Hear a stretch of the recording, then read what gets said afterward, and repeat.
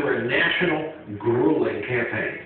Exhaustion, part relief, part excitement that it's finally here, the election day that everybody's worked so hard to get to. You mentioned the reporters who covered, but the candidates too. At the end of the day, they're real people, and I think we saw that in the waning hours of this campaign, both candidates getting wistful and nostalgic, and Romney feeling that way over the weekend. When you're a reporter covering a campaign like this, and I was on Sarah Palin's plane in 2008, you wake up not knowing what state you're in, just like the candidates do. You follow them around, you know that stump speech by heart, and you know any tiny deviation from that stump speech as well. So I think for everyone who has been involved in these campaigns, one thing we can all agree on is people pour their hearts into them, from the candidates to the staff that are with them to the reporters who cover them.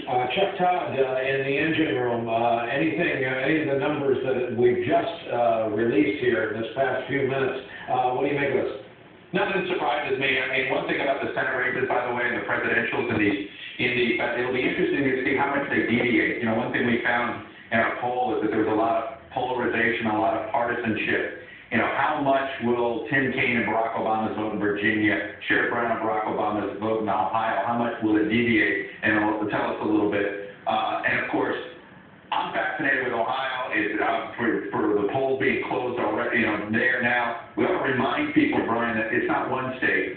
It is 5 states, and we ought to do our 5 Ohios for folks very quickly. I'm putting up the 2008 county map here. When real results come in, you'll see this coloring here. But what we expect tonight is we expect this to be a lot more red tonight. This is the Southeast Ohio coal country.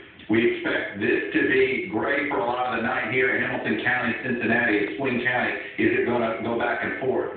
And then this will be interesting to see here how much did Romney make any ground up here. But then to me, the most important number to look at is going to be Cuyahoga County. So I'm going to show you something here. President Obama won Ohio by about 260,000 votes. Let me show you his margin of victory in Cleveland in Cuyahoga County.